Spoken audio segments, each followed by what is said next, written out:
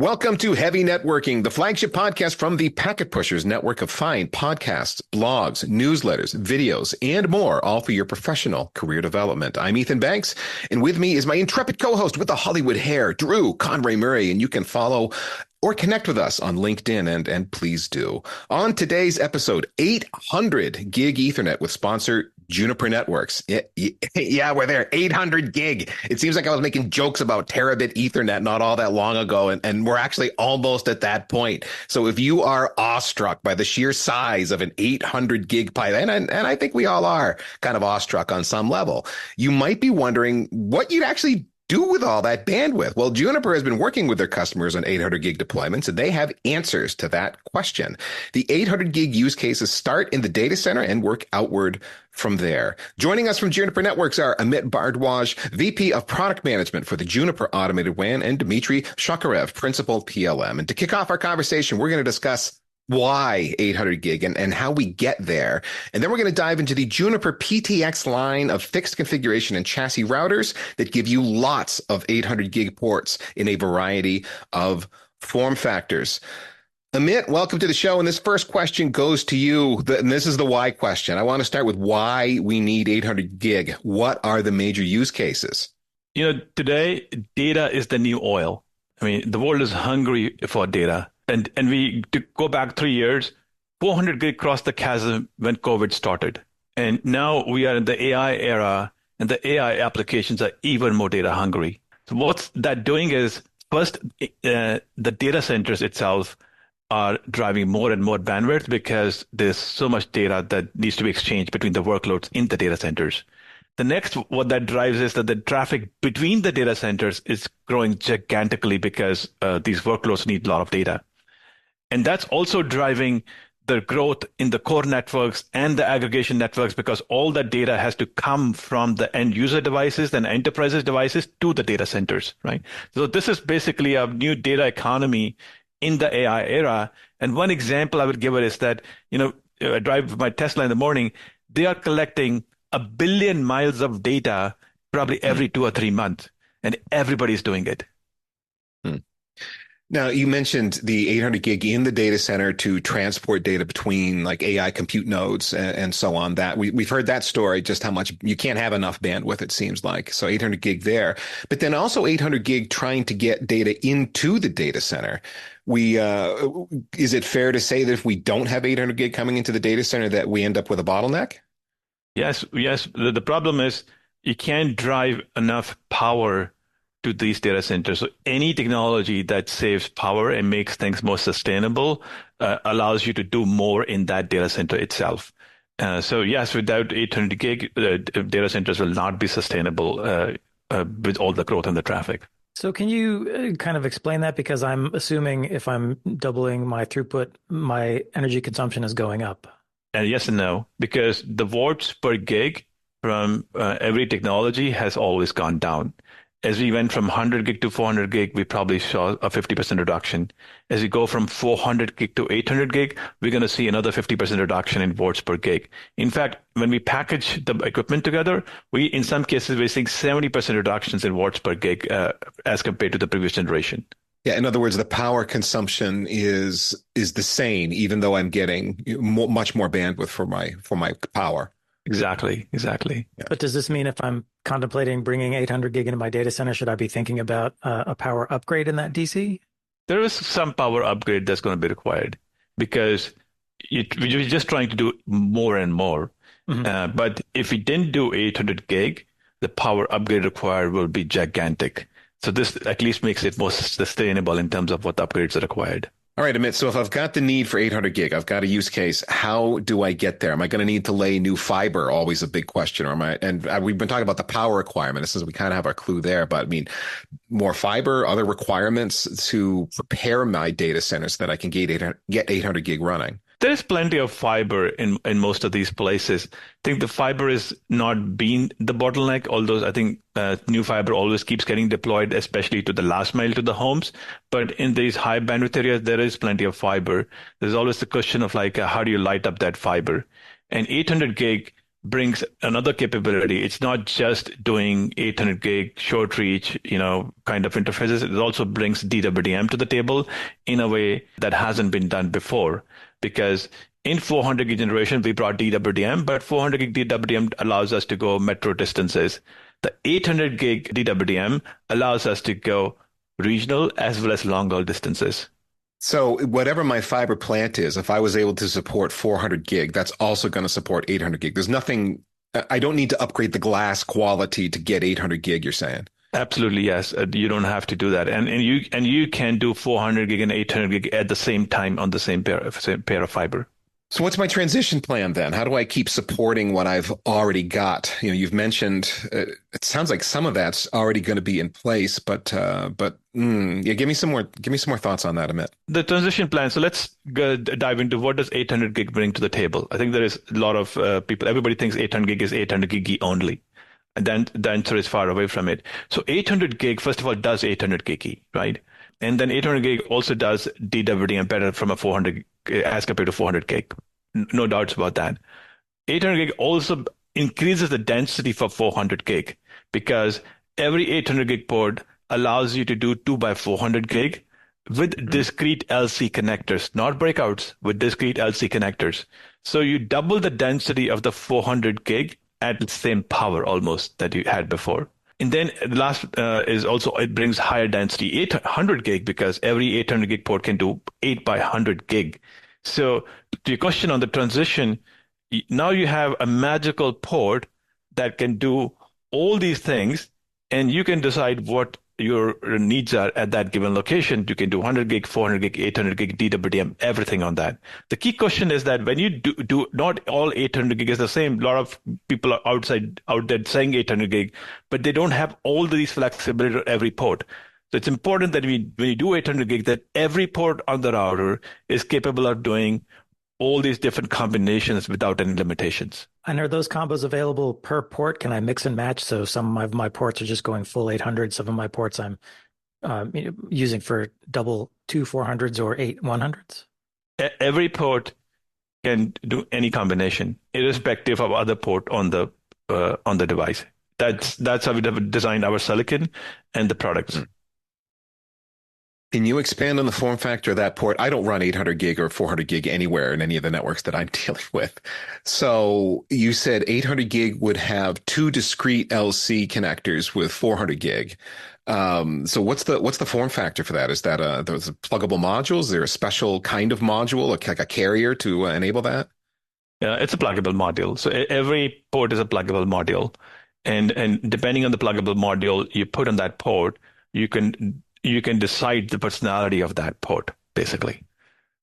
It sounds magical, okay. But basically it's every port you decide the personality you want to put on that port. So when I build the switch or build the line card, as the case may be, and I pick my optics, it's just I pick the module I want to insert in there. And if it could be 2 by 400, it could be one of the modules I select. Correct. It could be 2 by 400, could be 1 by 800, could be 8 by 100. It also could do actually 10 gigs, but I don't know if you want to do 10 gigs on an 800 gig port, but you could do that. Well, actually, what would that be? Is that like a massive breakout cable? It doesn't give you all the density. It does give you 4 by 10 gig, but sometimes, okay. Customers have need for 110 gigs. So because of some legacy reason, so you do it. So you end up burning the bandwidth on that one port just because you need the 10 on that. Yeah, gotcha. Yeah. Well, let's start talking about the Juniper PTX router line that can handle the 800 gig.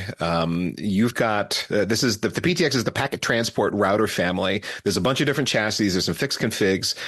Give us the overview of this router family, Amit. Okay. So first of all, let me talk about what is PTX. So PTX is our Juniper's largest router, which is focused on core networks, peering networks, data center spines, DCI networks, as well as aggregations. We talk about all these hyperscale use cases, right? Now, when you build these hyperscale networks, the most important thing is the radix. And the magical number for the radix is 36, because that's the real estate limitation typically on a line card. In today's generation? The radix you're talking about there, that's the number of ports I get per ASIC, yeah? That's the great question. First of all, that's the number of ports that you get on the faceplate on a line card. Okay, Okay. that's the outcome you want. Now, how you design the silicon is important based on that. Because if the radix is 36, then your silicon, the best silicon you can design is silicon that does 36 ports of 800 gig, right? Not less, not more. And that's exactly our Express 5 silicon is. It does 36 ports of 800 gig, which my colleague Dimitri is the expert on. He can talk about this when he gets a chance. But that's what it is. So going back to the PTX routers, so we have fixed form factors, which is does 36 ports of 800 gig, perfect radix. We have chassis, which are 4 slot, 8 slot, and 16 slot chassis. Each slot has a line card that does 36 ports of 800 gig. And in those chassis, it's the same line card across 4 slot and 8 slot and 16 slot. And the beauty is that these 800 gig capable line cards are backwards compatible with the 400 gig generation. So back to your original transition question, if you have a 400 gig line card, you can just insert a new 800 gig line card in the same chassis and they will interoperate. Okay, so we've got a huge amount of density here available. So if I went with, well, actually, that's a good question. If I've got a 16 slot chassis and I slam that thing full of this line card that's got 36 800 gig ports, do I have 36 times 16 800 gig ports and I can run them all at full line rate? Correct. You can run them all full line rate. In fact, you can run them with all different combinations. For every port, you can decide the personality that you want on that port. Okay. Can I also barbecue with that? Yeah, exactly. This is a great question. Like you start to drive a lot of power as you start to build all these things. But the reality is the watts per gig power continues to go down from generation to generation. So overall, your power infrastructure upgrade is not that massive. In fact, in many of these cases, we can fill up almost 75% of the chassis without any power upgrade at all. Okay. Of that 16 slot chassis? Yeah. Wow. Yeah. Wow. Now, we talked about the optics that I can put in here, but one of the things we haven't talked about yet is that some of the optics are coherent optics. Now, we've talked a bit about coherent optics on packet pushes before, but would you remind us what coherent optics are all about, why we care about those as engineers? Let's compare the before and after, right? We've been trying to do coherent underrouting for a long time. But the problem in the past was that whenever we tried to do coherent on the routers, we lost the density of the ports. But now we have coherent pluggables. Everything has been miniaturized. So we have coherent pluggables in the 400 gig generation where every 400 gig on the router can be DWDM optic, right? A lot of people had concerns, oh, this is one generation only, may not happen in the 800 gig generation. Answer is wrong. Actually, 800 gig DWDM is even better than 400 gig because the 800 gig optics, coherent, what we call as 800 gig ZR optics, they can do 800 gig on every, allow us to do 800 gig DWDM on every port, but also you can trade speed with distance. You know what I mean? You can go metro distances like 500 kilometers at 800 gig speed, which is almost 80% of the network. And then if you want to go further, you can tune it down to 600 gig wavelength and go 1,000 kilometers. Or you can go at 400 gig to 2,000 kilometers. So basically, with the same optic, you can build a metro, regional, and a long-haul network and never have to deploy any transponder at all. Yeah, I just want to clarify. You said 2,000 kilometers with these optics I can get to? Yes. Wow. But I'd step it down to 400 gig at that point. Yeah, so you trade speed with distance, right? Basically, 500 to 2,000 kilometers. And depending on the distance, you can go 600 gig, 800 gig, or 400 gig. But that's just router to router, no repeaters or anything in between. There will be some no repeaters in between. That's correct. But you will have to do some amplification, but no regenerators or anything in between. Okay. I mean, that's a pretty good trade-off to get 2,000K. Oh, absolutely. I think many customers are telling us that's the way to go. They want to fill up, in some cases, every port with a DWDM pluggable in the router. Because if you think about this, if you can do this, 80% of your links are point to point, and there's some places you have to do some add and drop. and many customers are saying, oh, I can even use a small form factor PTX 10002 instead of even doing a ROADM device, for example. It simplifies my operations a lot because I can do OEO in some places strategically and build this with just IP over DWDM. So from a network management perspective, what does this look like? Like any WAN link as a network engineer, I'm just going to see two endpoints with coherent optic on either end and nothing in the middle? It depends, right? So it depends what's in the middle because I don't want to simplify too much because for the point-to-point links, you will not see anything in the middle because that's majority of the links, right? So you see a router, you see the optic and some amplification in the middle, and that's it. If you have line systems which are more sophisticated, then you would have a line system in the middle, but at the endpoints, you would just have routers, no transponders. So I get a simplified network pushing through these optics. I'm saving on some power and some complexity. I'm simplifying my network somewhat. What's the trade-off? Are they spendier, I suppose? Let me quote the numbers. So we did a study on this. What does it save the customers by going this way? And the numbers are phenomenal because you see 54% savings in power, 77% savings in space, and 55% savings in the carbon footprint, right? When you get that kind of saving, you find a way to make it work, right? I mean, the problem is always organizational in these cases because the IP routing is done by the IP guys and the optical stuff is done by optical teams in the customers. So there are some organizational things to figure out, but the savings are so gigantic, the customers are already figuring out in the 400 gig generation. Going to 800 gig generation is going to be a lot more easier because they would have already figured out everything. Well, let's move on to the silicon part of the discussion because that's another big piece of all of this that is making the 800 gig happen. Amit, you mentioned the Express 5 chip in passing here, and Dimitri, I guess this is your area of expertise. Can you give us the overview of the Express 5 silicon? Well, so that's in short, that's the largest deep buffer silicon on the planet at this point. 28.8 terabit capacity, 36 800 gig ports. We have multiple configurations of this chip, and we have one for fixed form factor and around 4 line cards. What did you have in mind when you were designing this chip? What was sort of the philosophy or the intent behind it?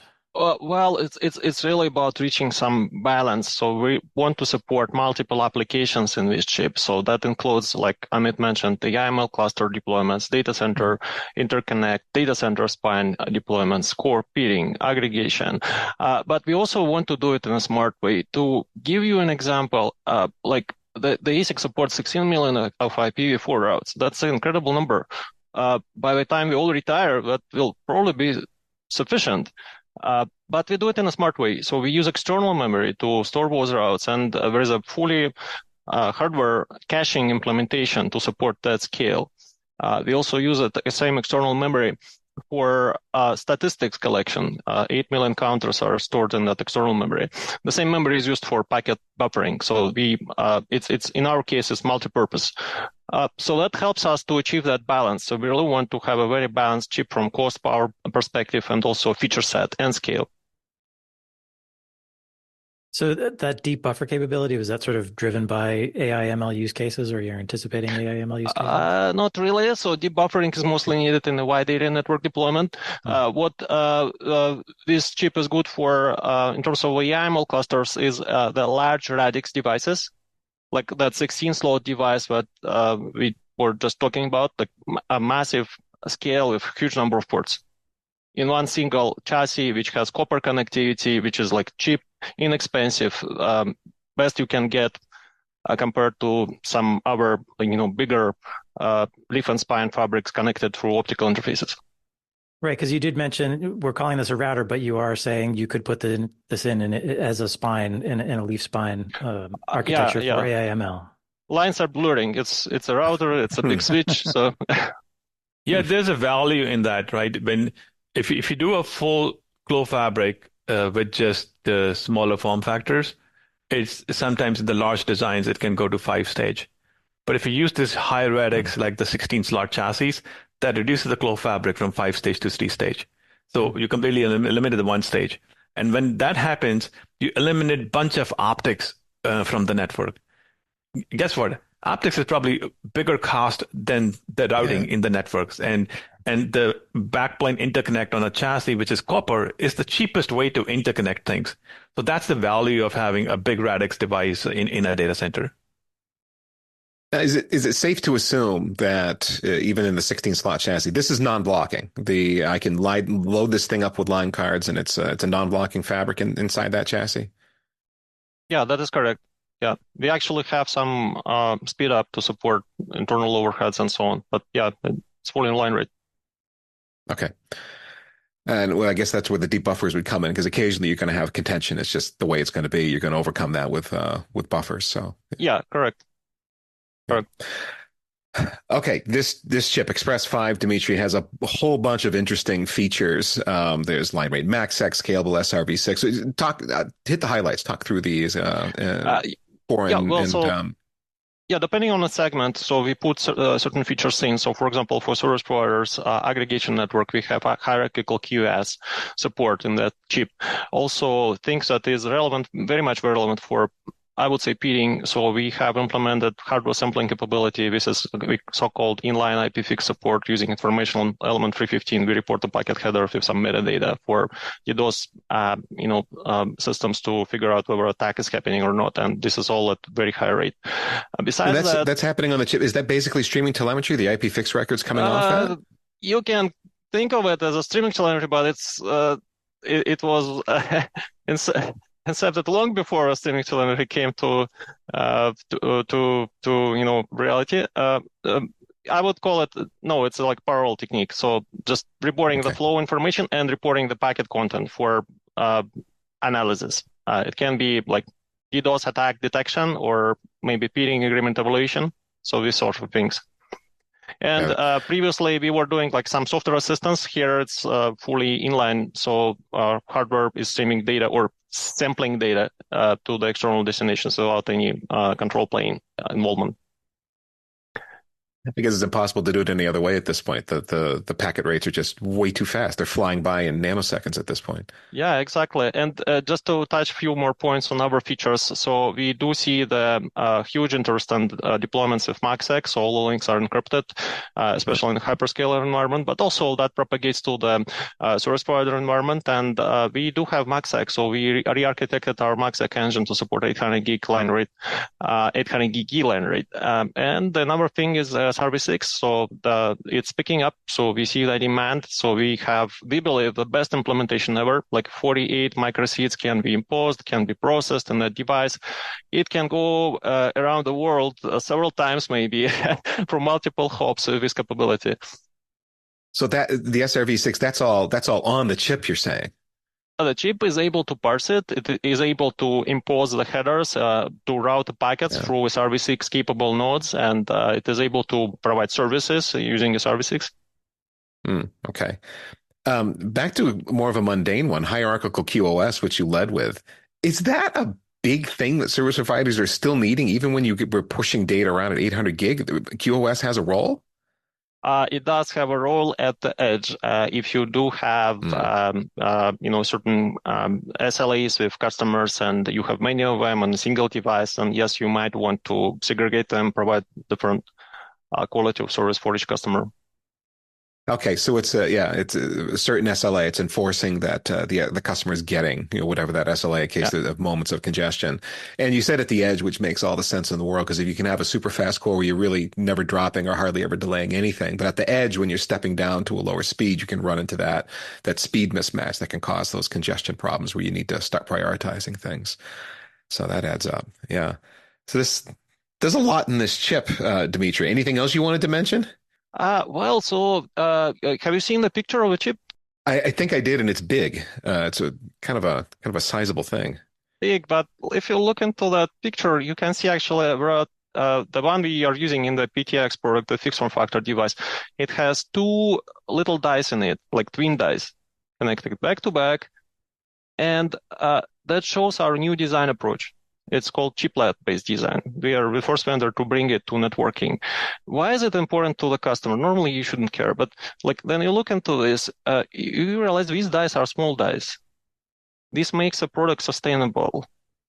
So when you mentioned that you don't have 800 gig device in your network, well, maybe that one you can actually deploy as 100 gig because it's affordable, it's sustainable. Smaller dies are less expensive to produce. We generate less waste in the production phase.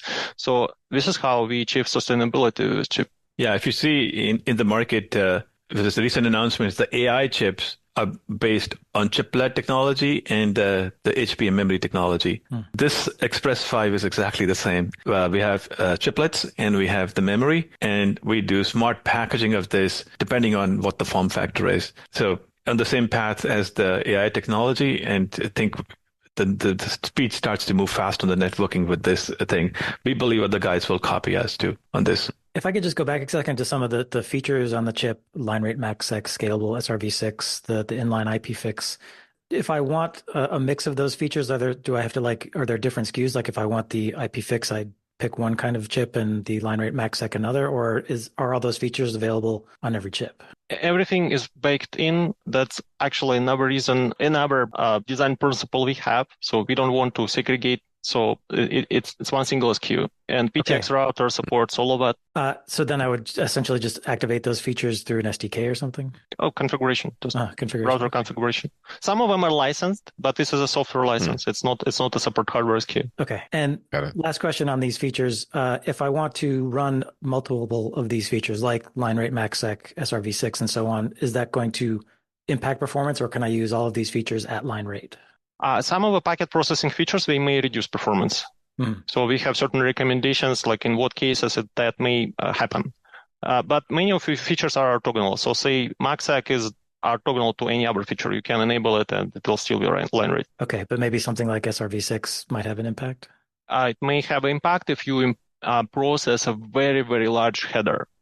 So like the one I mentioned, 48 microseeds. But that's not dependent. That's not the chip thing. That's basically how technology SRv6 is designed, because headers can be large, and that's inherently part of the technology definition. You mentioned something, Dmitry, about the chiplet form factor. We've got two chips back to back that make up the entire chip structure. That's cheaper, and I think you said something to the effect of you might be running 100 gig now, and you can actually go cheaper if you go to 800 gig. You said something like that. Could you elaborate on that? Well, so that's a point. So that product, we really want to make it affordable. And yeah, that's a 28.8 tera chip. So we started at 300 gig, but you can still use it for 400 gig. So we have a special mode of operation where we can clock it down to support 14.4 tera in that package. So, and it will operate at 400 gig, 36 ports only. But we can also go lower, and the cost structure we have allows us to go lower. Because of a design, unlike the GPU vendors where we have very big, gigantic chips sitting back to back in a package, the design is looking the same, but the dice are physically smaller. They're less expensive to produce. The yield is better. As I was reading through all of Juniper's 800 gig literature, the different blog posts you guys have put out and so on, you're describing 800 gig as 800 gig done right. And then we were prepping for this show. You guys were kind of briefing us on the technology and so on. And you were saying that 800 gig it's a better 400 gig. So what do you mean that it's done right and it's a better 400 gig? First, there were fewer attempts to deliver 800 gig devices in the market. That one is the first one to support 800 gig at the right price point and density and capacity. So we firmly believe that if you compare us to competition, that's the best one. And the power. And with no limitations. Well, again, you say no limitations, as in all the different use cases and the different optics that I can put in and the different ways that I can deploy with that 800 gig port, whether I don't even have to deploy it at 800 gig if I don't want to. I've got those options as well. Yeah, I think you said it better than I could have said. But yeah, exactly what you said, 100% true. Okay, just making sure I'm not missing something. That's the key there. Okay. So once I've got this in place, are you doing things to support automation, telemetry, that kind of thing? Well, definitely. So, and that's coming as part of our Junos software suite. So we have all the features you can imagine for a network element to expose information and accept configuration from external management systems. So that includes like open config support the services such as GNMI, JReBI, and others. Also, we have our own Yang models developed to expose some interesting data this platform has for, again, some fault performance monitoring purposes. And in addition to that, we also support our own Juniper applications that can actually manage that device. That's part of our Paragon automation suite. And also, we are integrating with third parties. Now, you mentioned that you've got your own Yang models. I assume that means because there's some unique features either in the Express 5 silicon or in the 800 gig line cards or the switches that you're wanting to expose. I mean, open config models are kind of known for it's the least common denominator. It's something that everybody supports. So if there are special features in a piece of hardware, you don't see them in the open config model potentially. So I'm assuming it's something like that. Yeah, correct, Matt. I can give you a specific example related to optics. So, for example, in 400 gig, when you use 400 gig and 800 gig, so we use forward error correction codes on all of those links. And it's actually good practice to monitor the counters, like how many corrected words you have had on a link and uncorrected ones.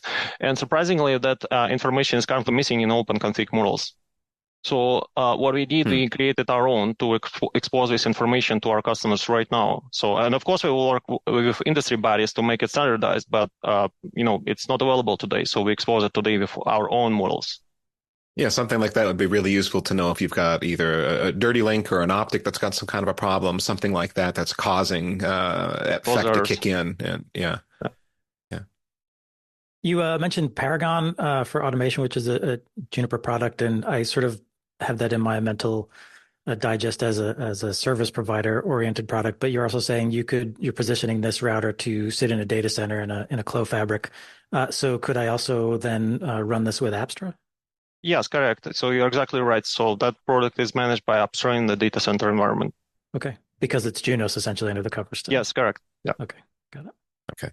Because here's another operational question. Let's say I'm going to install this in a colo. I'm not going to go to the colo to install it. They're going to install it for me. So I'm going to ship this thing off. Other hands are going to put it in. How do I know that my Juniper PTX hasn't been tampered with? There's not something that's bad that's happened to it. Okay. So, each device that we ship has a so-called TPM 2.0 chip, and that chip has the device identification built into it. At the moment it leaves manufacturer facility, you cannot change it. And what it means, when the device arrives on site, you can authenticate it and ensure that this is your device, not someone else's device. And this is how we ensure that the network is not compromised. So just sort of a dramatic overstatement. It's essentially a cryptographic signature that says this firmware hasn't been tampered with, yeah? The TPM? It starts with the device identification itself and also the firmware in it. You're right. Okay. Mm-hmm. And that's the important part in the security aspect, right? We can think about security in multiple different ways. Number one, is the device secure? So the TPM 2.0 chip where the information is burned in the factory makes the device secure. The second thing is the software secure, right? So that's where the secure boot capability comes into play. Mm-hmm. The third thing is, okay, once you deployed this, is my line secure? So that's where MACsec comes into play. So every bit that goes on the line is secure. Then you say, okay, the bits can come into the router, but what if there is somebody trying to do a DDoS attack? That's where the capability in the chip comes into play, where we can sample the packets to monitor them, and we can block this malicious attacks with PTX, not just using the 5-tuple approach, but also looking into the packet payload. So the DDoS attacks can be very, very with high specificity blocked using the capabilities of the silicon. So this is a full 360-degree security approach where your hardware, software, line, and any traffic that comes in can be scrubbed properly and blocked from if there are DDoS attacks happening.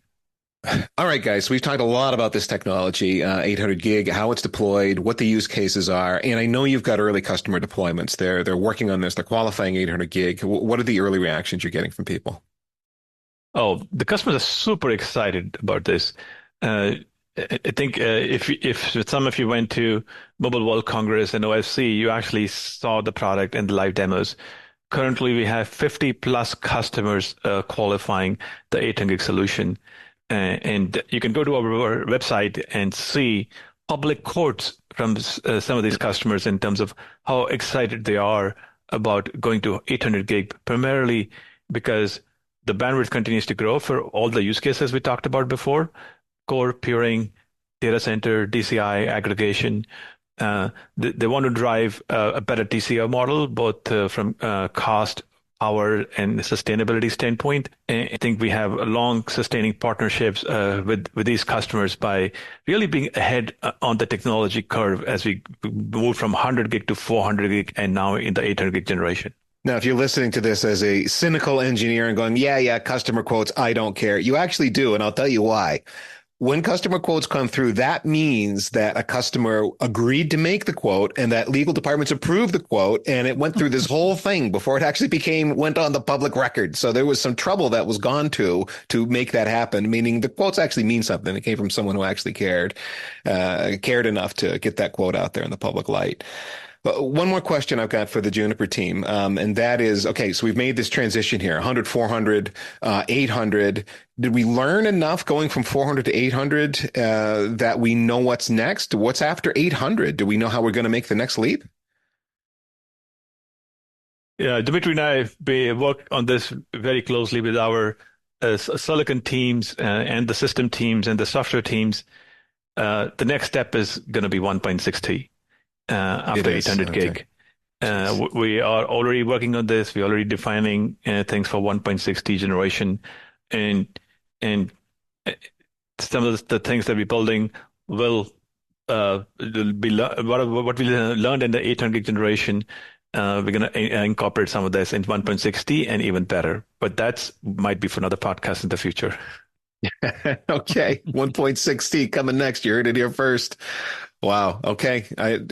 What's the timeline on that? Are we talking probably 3-ish years, something like that?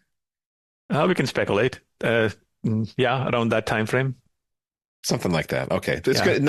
It's not next week for sure. It's going to be a ways. Yeah. Got it. Yeah. Because the whole ecosystem has to be developed for 1.6T.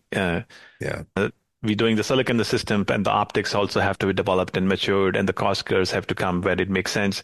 So let's say it's about 3 years. Ethan, can you be satisfied with 800 gig for a few minutes before we move on to 1.6? I guess it's enough. Yeah. All right. That's my expectations. All right. So if folks want to know more about this solution from Juniper, all about 800 gig, where would you send them, Amit? Go to www.juniper.net. You can also go to the PTX page there. A lot of information. Our teams are posting many tech posts, which many customers loving, which talk about all the things we talked today, but in a lot more detail. So, for example, SRv6, Hierarchical QoS, the flexible filters, all this stuff is talked in detail into the text post. So you could go there and learn a lot more about the technology and the product. Again, that's juniper.net.